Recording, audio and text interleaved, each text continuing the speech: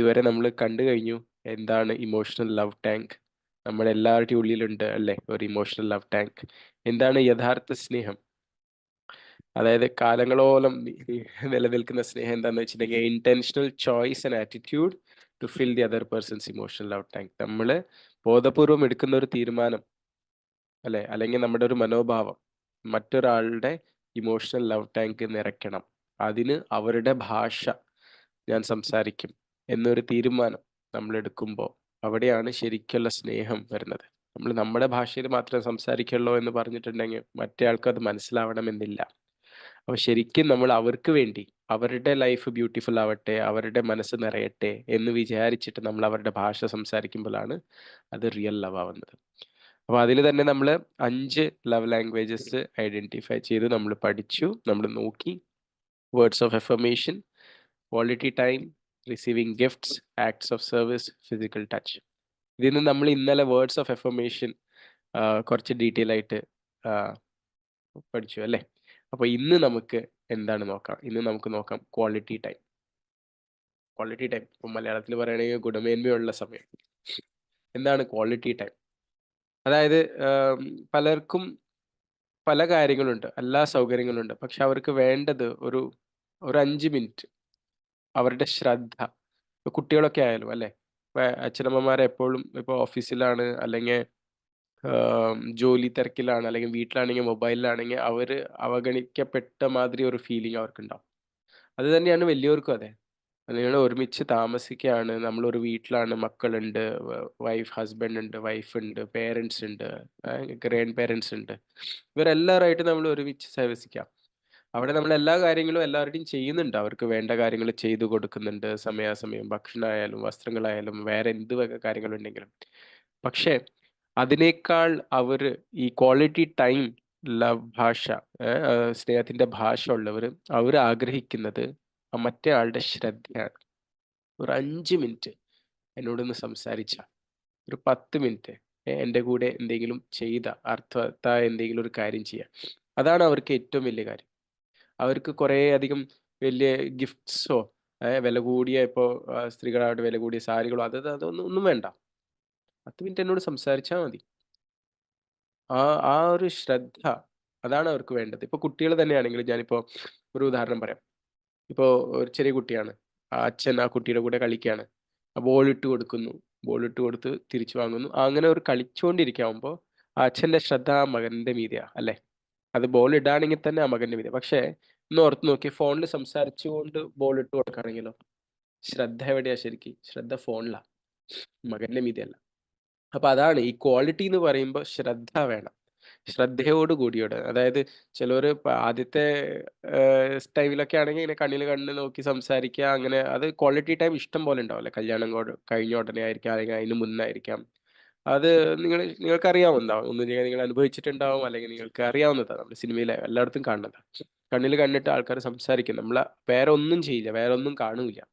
പക്ഷെ അത് കഴിഞ്ഞാലോ നമ്മൾ പലതരം ഇന്നത്തെ കാലത്തെ എസ്പെഷ്യലി ഏറ്റവും അധികം ഡിസ്ട്രാക്ഷൻസ് ഉള്ള കാര്യം മൊബൈൽ എടുത്താൽ മതി. യൂട്യൂബ് ആവട്ടെ, ഫേസ്ബുക്ക് ആവട്ടെ, ഇൻസ്റ്റാഗ്രാം ആവട്ടെ, ഫോൺ വരും അല്ലെങ്കിൽ വാട്സാപ്പ് വരും. നമ്മൾ ഫോണിൽ നോക്കിക്കൊണ്ടാണ് ഒരാളോട് സംസാരിക്കുന്നത് പോലും. അങ്ങനെ ആവുമ്പോൾ മറ്റേ ആൾക്ക് ഈ ക്വാളിറ്റി ടൈം, സ്നേഹത്തിന്റെ ഭാഷ ഉള്ള ആൾക്കാർക്ക് അവഗണിക്കപ്പെട്ട ഒരു ഫീലിംഗ് ആണ്. അവർക്ക് വേറെ ഒന്നുമില്ല, അവർക്ക് വലിയ വലിയ വാക്കുകൾ, വേർഡ്സ് ഓഫ് എഫർമേഷൻ വേണ്ട, ഗിഫ്റ്റ്സ് വേണ്ട, ടച്ച് വേണ്ട, അല്ലെ, അവർ സഹായിക്കും വേണ്ട.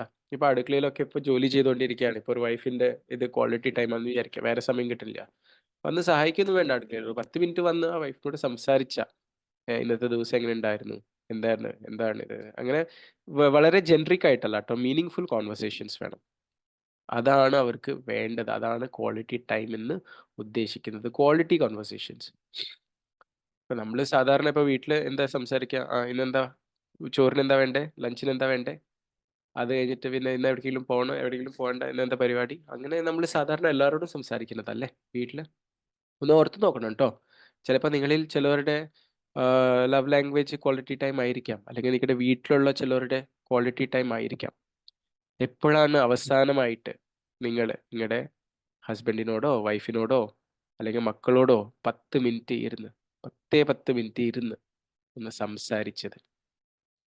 അയാളെ പറ്റി, അല്ലെങ്കിൽ വേറെ ഏതെങ്കിലും ഒരു അർത്ഥവത്തായ ഒരു ടോപ്പിക്കിനെ പറ്റി അവർക്ക് ഇഷ്ടമുള്ള കാര്യങ്ങൾ എന്താ ചെയ്യേണ്ടത്, എന്താ ചെയ്യേണ്ടത്, അല്ലെങ്കിൽ എന്തെങ്കിലും ഇപ്പോൾ നിങ്ങൾക്ക് എന്തെങ്കിലും മേടിക്കണം അതിനെക്കുറിച്ച് അവരുടെ അഭിപ്രായം, ഇങ്ങനത്തെ കാര്യങ്ങൾ പല കാര്യങ്ങളും ആയിരിക്കാം. ആ ഒരു ക്വാളിറ്റി കോൺവെർസേഷൻ ഈ 5 ഭാഷകളിൽ കേൾക്കുമ്പോൾ ഏറ്റവും എളുപ്പമായിട്ട് തോന്നുന്നതും ചെയ്യാൻ ഏറ്റവും പ്രയാസമായിട്ടുള്ളതായിരിക്കണം ഒരു പക്ഷേ ക്വാളിറ്റി കോൺവെർസേഷൻ. അത് വേറെ ഒന്നല്ല, ശ്രദ്ധ. ഒരാൾക്ക് നമ്മുടെ ശ്രദ്ധ കൊടുക്കാന്ന് വെച്ചിട്ടുണ്ടെങ്കിൽ 10 മിനിറ്റ് നമ്മൾ അവർക്ക് ആ സമയം വേറെ ഒന്നും ചെയ്യാണ്ട് കൊടുക്കുമ്പോൾ നമ്മുടെ ലൈഫിന്റെ 10 മിനിറ്റ് ആണ് നമ്മൾ അവർക്ക് കൊടുക്കുന്നത്, നമുക്ക് ഒരിക്കലും കിട്ടാത്തത്. അപ്പൊ അത്രയധികം പ്രൈസ്ലെസ് ആണ് ഈ ക്വാളിറ്റി ടൈം എന്ന് പറയുന്നത്. അത് നമുക്ക് കൊടുക്കാൻ പറ്റില്ല. അപ്പൊ സംസാരിച്ചുകൊണ്ടിരിക്കുമ്പോൾ കയ്യിൽ മൊബൈൽ ഉണ്ടോ, അപ്പൊ നമ്മുടെ ശ്രദ്ധ പൂർണ്ണമായിട്ട് അവിടെയല്ല ഉള്ളത്.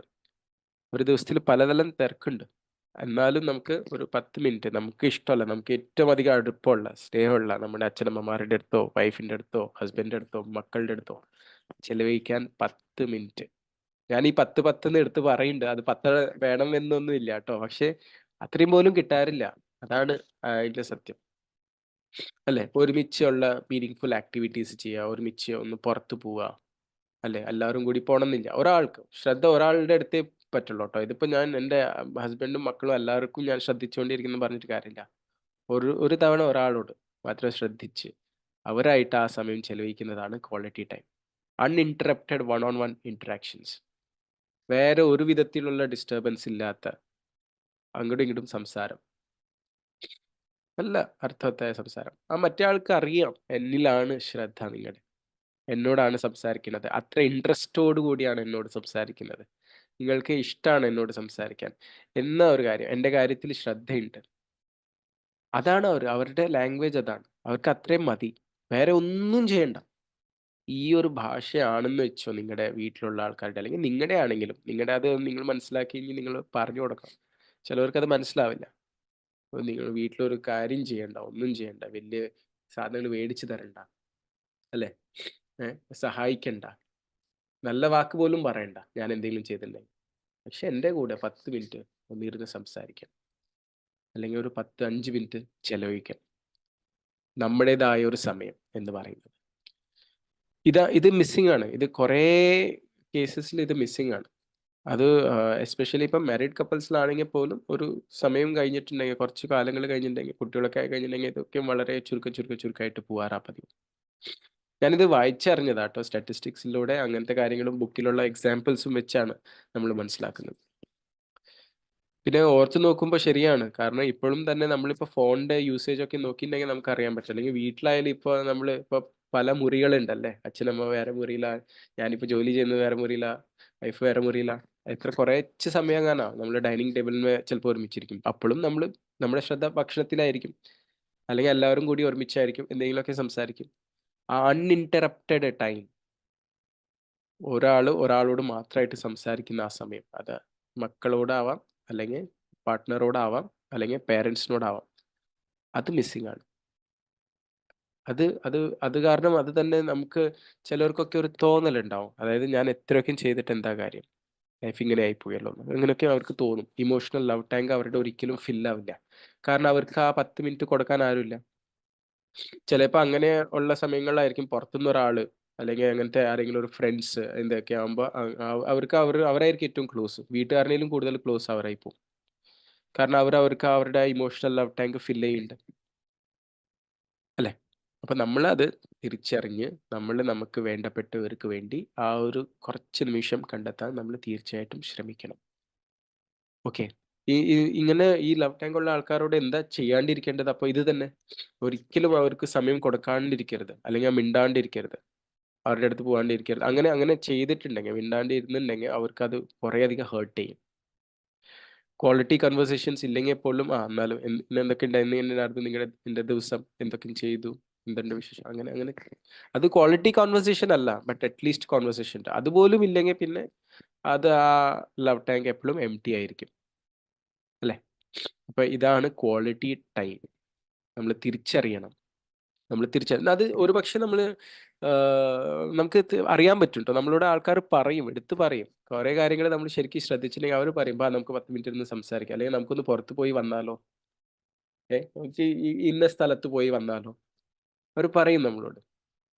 അവർ ആഗ്രഹിക്കുന്നതാണ് കുറച്ച് സമയം ചെലവഴിക്കുക ഒരുമിച്ച്. അത്രയേ ഉള്ളൂ ക്വാളിറ്റി ടൈം എന്ന് പറഞ്ഞിട്ടുണ്ടെങ്കിൽ. അല്ലെങ്കിൽ അവർ വന്ന് നമ്മളോട് കുറേ കാര്യങ്ങൾ ചോദിക്കും. നമ്മളോടൊന്ന് സംസാരിക്കാൻ വേണ്ടി. അപ്പൊ നമ്മള് മൊബൈൽ നോക്കി സംസാരിക്കാൻ അല്ലെങ്കിൽ നമ്മളത് അത് അത്രയൊന്നുമില്ല. അല്ലെങ്കിൽ ഇപ്പൊ പ്രത്യേകിച്ച് ഇഷ്യൂസ് ഒന്നുമില്ല എന്ന് പറഞ്ഞ് അവിടുന്ന് എണീറ്റ് പോയില്ലെങ്കിലോ അതവരെ വളരെയധികം ഹർട്ട് ചെയ്യും. അപ്പൊ ഇത് മനസ്സിലാക്കി ഇതനുസരിച്ച് നമ്മൾ പ്രവർത്തിക്കണം. കുറച്ച് സമയം നമ്മുടെ ആൾക്കാർക്ക് വേണ്ടി എടുത്ത് വെക്കണം. ഓക്കെ. നമ്മൾ ഒരെണ്ണം കൂടി ഇന്ന് നോക്കാം. നമുക്ക് റിസീവിങ് ഗിഫ്റ്റ്സ്. ഗിഫ്റ്റുകൾ കിട്ടുന്നത് കൊടുക്കുന്നതുമാവാം. അവരുടെ ഒരു ഭാഷയായിരിക്കാം. അവർ ഗിഫ്റ്റ്സിലൂടെയാണ് സ്നേഹം പ്രകടിപ്പിക്കുന്നത്. ഗിഫ്റ്റ്സ് എന്ന് പറയുമ്പോൾ വളരെയധികം വില കൊടുത്ത് മേടിക്കുന്ന അതിന്റെ വിലയിലല്ല ട്ടോ അതില് കാര്യം. അവരെ സംബന്ധിച്ച് ഈ ഗിഫ്റ്റ് അല്ലെങ്കിൽ കിട്ടിയ ഒരു വസ്തു അത് സ്നേഹത്തിന്റെ ഒരു പ്രതീകമാണ്. ഒരു വിഷ്വൽ സിമ്പിൾ ആണത്. അല്ലെ ദൃശ്യവൽക്കരണം. എന്താ പറയാന്ന് അത് വിഷ്വൽ സിമ്പിൾ സ്നേഹത്തിന്റെ. നിങ്ങൾ എന്നെക്കുറിച്ച് ഓർത്തോണ്ടല്ലേ ഈ ഗിഫ്റ്റ് കൊണ്ടുവന്നേ. ഓർക്കാണ്ട് ഗിഫ്റ്റ് കൊണ്ടുവരില്ലല്ലോ. അല്ലെങ്കിൽ നമ്മുടെ ഒരു ദിവസം, ഒരു ആനിവേഴ്സറി അല്ലെങ്കിൽ ബർത്ത്ഡേ ആവാം, അല്ലെങ്കിൽ വേറെ എന്തെങ്കിലും ആവാം, അല്ലെങ്കിൽ ഒരു കാരണവും ഇല്ലാണ്ട് ഒരു ഗിഫ്റ്റ് കൊണ്ടുവന്നിട്ടുണ്ടെങ്കിൽ അത് അതിലേറെ സന്തോഷം. എന്നെക്കുറിച്ച് ഓർത്തല്ലോ ഒരു സാധാരണ ദിവസം വരാൻ നേരത്തെ എനിക്ക് വേണ്ടി ഒരു ഐസ്ക്രീം കൊണ്ടുവന്നു. ആ അതും ഗിഫ്റ്റാണ്. ഒരു ഐസ്ക്രീം മതി, ഗിഫ്റ്റാണ്. ഒരു ചെറിയൊരു ചോക്ലേറ്റ് മതി, ഗിഫ്റ്റാണ്. അപ്പോൾ അത് അല്ലെങ്കിൽ നമ്മൾ ഒരു ഗ്രീറ്റിംഗ് കാർഡ് ഉണ്ടാക്കി അല്ലെങ്കിൽ പേപ്പറിൽ എന്തെങ്കിലും എഴുതി കൊടുത്ത ഒരു ഗിഫ്റ്റായിട്ട് എന്തെങ്കിലും ഒരു ഡിസൈനോ ഒരു വരച്ച് എന്ത് തന്നെ ആയിക്കോട്ടെ, നമ്മൾ അവർക്കായിട്ട് എടുക്കുന്ന ഒരു എഫേർട്ട് അല്ലെങ്കിൽ ഒരു ഓർമ്മ അത് നമ്മൾ ഒരു വിഷ്വലായിട്ട് റെപ്രസെന്റ് ചെയ്ത് കൊടുക്കുന്നതാണ് ഗിഫ്റ്റ്. അവർക്ക് അതിലാണ് അവരുടെ സ്നേഹം മനസ്സിലാക്കാൻ പറ്റുന്നത്. വേറെ നിങ്ങളിപ്പോൾ എത്ര നല്ല വാക്ക് പറഞ്ഞാലും എത്ര സമയം ചെലവഴിച്ചാലും ഇഷ്ടം പോലെ വീട്ടിലെ എല്ലാ കാര്യങ്ങളും ചെയ്തു കൊടുത്താലും ചിലപ്പോൾ അവർക്കത് മനസ്സിലാവില്ല. കാരണം അത് അവരുടെ ഭാഷയല്ല. ഒരിക്കലും നമ്മൾ ഒരാളെ കുറ്റപ്പെടുത്തരുത് കേട്ടോ. ഇത്ര ചെയ്തു കൊടുത്തിട്ടും ഒരു വിലയില്ല, ഒരു നന്ദി വാക്കില്ല അങ്ങനെയൊക്കെ പറയും. വേറൊന്നുമല്ല. അവർക്ക് അത് മനസ്സിലാവണില്ല. കാരണം അത് അവരുടെ ഭാഷയല്ല. ഇപ്പൊ നമുക്കറിയാം അവരുടെ ഭാഷ ഏതാന്നല്ലേ. അവരുടെ സ്നേഹം പ്രകടിപ്പിക്കുന്നത് അങ്ങനെയായിരിക്കും. അവർ പ്രതീക്ഷിക്കുന്നത് അങ്ങനെയായിരിക്കും. നമ്മൾ എപ്പോഴെങ്കിലും ഇങ്ങനെ ഒരു സ്പെഷ്യൽ ദിവസം മറന്നുപോയിട്ടുണ്ടെങ്കിൽ അവർക്കത് വലിയ വിഷമം, വളരെ വിഷമം. അവർ നോക്കുന്നത് അതല്ല കേട്ടോ. ഗിഫ്റ്റിന്റെ വിലയല്ല അവർ നോക്കുന്നത്. അത് വിലയുള്ളതായിക്കോട്ടെ വിലയില്ലാത്തതായിക്കോട്ടെ അവരെ സംബന്ധിച്ച് അത് പ്രൈസ്ലെസ് ആണ്. അവരെ ഓർത്തല്ലോ, അതാണ് അവർക്ക് വേണ്ടത്. Visual symbols of love. പിന്നെ നമ്മൾ gift of self presence and availability എന്ന് പറയും. ചിലർക്കൊക്കെ നമ്മൾ അവരുടെ ലൈഫിൽ ഉള്ളത്, അതായത് ഒരു സ്പെഷ്യൽ ഒക്കേഷനിൽ ഇപ്പോൾ ഒരു ആനിവേഴ്സറി ഒക്കെ ഇപ്പോൾ സപ്പോസ് പാർട്ട്ണറൊക്കെ ദുബായിൽ ഗൾഫിലൊക്കെ ആയെന്ന് വിചാരിക്കുക. ഏതെങ്കിലും ഒരു ആനിവേഴ്സറിക്ക് ഒരു സർപ്രൈസ് വിസിറ്റ് നമ്മളുള്ളത്, നമ്മുടെ സാന്നിധ്യം തന്നെയാണ് അവർക്ക് ഏറ്റവും വലിയ ഗിഫ്റ്റ് അല്ലേ. അല്ലെങ്കിൽ ആവശ്യമുള്ള സമയത്ത് നമ്മൾ അവർക്ക് വേണ്ടി ഉള്ളത്, നമ്മുടെ സാന്നിധ്യം, അതും അവർക്കൊരു ഗിഫ്റ്റ് ആയിരിക്കും. അവർക്ക് ഏറ്റവും വേണ്ട സമയത്ത് നമ്മൾ അവരുടെ കൂടെ നിൽക്കണം. അപ്പൊ അതൊക്കെ അവരൊരു അനുഗ്രഹമായിട്ട് കാണും. അത് കാരണം അവർക്ക് കാണാൻ പറ്റുള്ളൂ, ഉണ്ട് നമ്മുടെ മുമ്പിലുണ്ട്.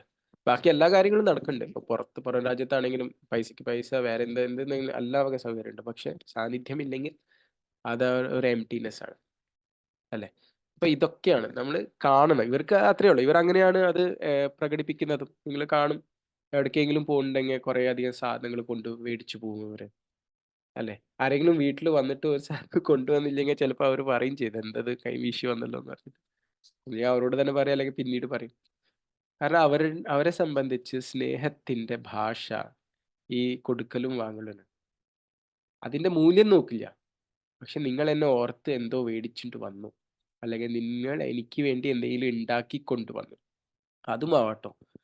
വീട്ടിൽ എന്തെങ്കിലും ഉണ്ടാക്കി നമ്മൾ അയൽവക്കത്തൊക്കെയും കൊണ്ടുപോയി കൊടുക്കുന്നത്, അതാ സ്നേഹത്തിന്റെ ഭാഷയാണ്. നിങ്ങളെ ഓർത്തു, നിങ്ങൾക്ക് വേണ്ടി ഞാൻ എടുത്ത് മാറ്റി വെച്ചു, ഇതാ ഞാൻ നിങ്ങൾക്ക് കൊണ്ടുവന്ന് തരുന്നു. അല്ലെങ്കിൽ വേറൊരു ആള് നമുക്ക് അയൽവക്കത്ത് നിന്ന് ആരെങ്കിലും എന്തെങ്കിലും കൊണ്ടുവന്ന് തരുന്നു അല്ലെ. ചക്ക മുറിച്ചു, ചക്ക പകുതി കൊണ്ടുവരുന്നു, അതൊക്കെ എന്താണ്, അത് ഗിഫ്റ്റ്സ് ആണ്. സ്നേഹം അവര് പ്രകടിപ്പിക്കുന്ന ഒരു രീതിയാണ്. ഓക്കെ. അപ്പൊ ഇങ്ങനെ നമ്മുടെ വീട്ടിൽ ആരെങ്കിലും ഉണ്ടെങ്കിൽ അവർക്ക് വേണ്ടി നമ്മൾ ഇടയ്ക്ക് ഒരു മാസത്തിൽ ഒരിക്കലും മതി, എന്തെങ്കിലും ഒന്ന് ചെറിയൊരു വസ്തു, അതൊരു ഷോ പീസ് ആവാം, അതൊരു ചോക്ലേറ്റ് ആവാം, അല്ലെങ്കിൽ ഐസ്ക്രീം ആവാം, എന്തെങ്കിലും അവർക്ക് വേണ്ടിയായിട്ട് നമ്മൾ മാറ്റി വെക്കണം, കൊണ്ടു കൊടുക്കണം. അത് അവർക്ക് വളരെയധികം സന്തോഷം നൽകും. ചില കാര്യങ്ങളൊക്കെ എന്നും ചെയ്യാവുന്നതേ ഉള്ളൂ. അവരെ ഓർത്തു എന്ന് അവർക്ക് അറിയണം. അത്രേ ഉള്ളൂ. പിന്നെ അവർക്കൊക്കെ ഗിഫ്റ്റ് കിട്ടിയിട്ടുണ്ടെങ്കിലേ ഇപ്പൊ ചോക്ലേറ്റും ഐസ്ക്രീം ഒക്കെ അല്ല, പക്ഷെ വേറെ എന്തെങ്കിലും കിട്ടിയിട്ടുണ്ടെങ്കിൽ അവരത് സൂക്ഷിച്ചു വെക്കും. എത്ര ചെറിയ കാര്യങ്ങളാണെങ്കിൽ അവർ വളരെ സൂക്ഷിച്ചു വെക്കും. കുറേ കൊല്ലങ്ങളോളം അവരുടെ കയ്യിലുണ്ടാവും. അപ്പൊ ഇപ്പൊ ആദ്യത്തെ കാലത്തൊക്കെ എനിക്ക് ആദ്യമായിട്ട് ചേട്ടൻ വാങ്ങി തന്നത്, അല്ലെങ്കിൽ എന്റെ വൈഫ് വാങ്ങി തന്നതാണ് ഈ ഷർട്ട്, ഈ സാരി. അത് അവരെ സംബന്ധിച്ച് അത് വളരെ സ്പെഷ്യലാ. അവരതൊക്കെ സൂക്ഷിച്ചു വെക്കും. അല്ലെ, അത് കേടായിട്ടുണ്ടെങ്കിൽ പോലും അവർക്ക് അത് കളയാൻ മനസ്സ് വരില്ല. കാരണം ആ ഗിഫ്റ്റ്, ആ ഒരു വസ്ത്രം, ഇപ്പൊ ഒരു വസ്ത്രത്തിന്റെ എക്സാമ്പിൾ എടുക്കുകയാണെങ്കിൽ ആ ഒരു വസ്ത്രം, ആ അത് ആ സ്നേഹത്തിന്റെ സിമ്പിളാണ്. അപ്പൊ അവർക്ക് അത് ഒരിക്കലും കളയാൻ തോന്നില്ല. അവരത് സൂക്ഷിച്ചു വെക്കും എത്ര കാലങ്ങളായാലും. അതേപോലെ തന്നെയാണ് പല കാര്യങ്ങളും. കാരണം അത് സ്നേഹത്തിന്റെ പ്രതീകമാണ്. അതെങ്ങനെയാ കളയാൻ പറ്റുന്നത്? ഉപയോഗിക്കാൻ പറ്റില്ലെങ്കിലും കുഴപ്പമില്ല. അപ്പൊ അതാണ് ഗിഫ്റ്റ്സ് ലവ് ലാംഗ്വേജ് ഉള്ള ആൾക്കാരുടെ പ്രത്യേകത. ഓക്കെ, നമുക്ക് അത് ഇത് കണ്ട് തിരിച്ചറിയാൻ പറ്റും. ഒബ്സർവേബിൾ ആണ് കേട്ടോ. നമ്മൾ ഈ പറയുന്ന എല്ലാ ഭാഷകളും, ഇത് എല്ലാവരിലും എല്ലാ ഭാഷകളും ഉണ്ട്, നമ്മൾ അറിയണം. പക്ഷേ ഒന്നോ രണ്ടോ ആയിരിക്കും ഡോമിനന്റ് ആയിട്ടുള്ളത്. ഞാൻ നേരത്തെ കണ്ടല്ലോ, ടാങ്കിലുള്ളതാണ് പൈപ്പിൽ വരാന്ന് പറഞ്ഞ മാതിരി. ഇമോഷണൽ ലവ് ടാങ്ക് നിറയും, എന്ത് ചെയ്താലും കുറേശ്ശെ കുറേശ്ശെ നിറയും. പക്ഷെ അതിപ്പോ കിണറ്റില് ബക്കറ്റ് ഇട്ട് കോരി നിറയ്ക്കണ മാതിരിയാണോ, അതോ ഓസ് ഇട്ട് മോട്ടർ അടിച്ച് നിറയ്ക്കണതാണോ കൂടുതൽ നല്ലത്? അതാണ് നമ്മൾ അറിയേണ്ടത്, ഏതാണ് ഓസ് ഏതാണ് ബക്കറ്റ്. ഓക്കെ, അപ്പൊ ഗിഫ്റ്റ്സ് ആണെങ്കിൽ ഇപ്പം കുഞ്ഞു മക്കൾക്കായാലും ബർത്ത്ഡേ ഒക്കെ ആകുമ്പോൾ എന്തെങ്കിലും ഒരു സ്പെഷ്യൽ ആയിട്ടൊരു ഗിഫ്റ്റ് മേടിച്ചു കൊടുക്കണം. അത് അവർക്ക് വളരെ ഇമ്പോർട്ടൻ്റ്. അവരുടെ ഫ്രണ്ട്സ് ആരാണോ അവർക്ക് ഗിഫ്റ്റ് മേടിച്ചു കൊടുക്കുന്നത്, അവരാണ് അവരുടെ ബെസ്റ്റ് ഫ്രണ്ട്സ് അല്ലേ. ഗിഫ്റ്റ് തരാത്തവരോ, അതൊക്കെ ഓക്കെയാണ്, ഫ്രണ്ടാണ്, ക്ലോസ് ഫ്രണ്ട് അല്ല. അതിലാണ് അവരെ അളക്കാട്ടോ. ഫ്രണ്ട്ഷിപ്പിന്റെ ലെവലായാലും സ്നേഹത്തിന്റെ ലെവലായാലും ഗിഫ്റ്റിലാണ് അവർ അളക്കണത്. അതില് ചിലർക്ക് അഭിപ്രായ വ്യത്യാസങ്ങളൊക്കെ, അങ്ങനെയാണോ എന്റെ സ്നേഹം, ഇത് ഞാനിപ്പോ കാശ് ചെലവാക്കിയിട്ട് വേണം, അല്ലെങ്കിൽ ഇങ്ങനെ അങ്ങനെ വേണം. കാശ് ചെലവാക്കണം എന്നില്ലല്ലോ, അത് നിങ്ങൾ എന്തെങ്കിലും ഉണ്ടാക്കിക്കൊണ്ട് പോയാലും മതി. അവരെ ഓർക്കണം, അവർക്ക് വേണ്ടി ഒരു എഫേർട്ട് ഇടണം കേട്ടോ. അതാണ് അവിടെ എഫേർട്ടാണ് അവർ നോക്കുന്നത്. Effort not in terms of help എന്നോ. അവർക്ക് സൂക്ഷിക്കാൻ പറ്റുന്ന, അവർക്ക് കാണാൻ പറ്റുന്ന ഒരു വസ്തു, അതിലാണ് അവർക്ക് സന്തോഷമുള്ളത്. ഓക്കെ, അപ്പോൾ ഇന്ന് നമ്മൾ രണ്ട് ഭാഷകൾ കണ്ടു. ഒന്ന് ക്വാളിറ്റി ടൈം, ഒന്ന് ഗിഫ്റ്റ്സ്. ഓക്കെ, ഇനി രണ്ടെണ്ണം ഉണ്ട്, അത് നമുക്ക് നാളെ നോക്കാം.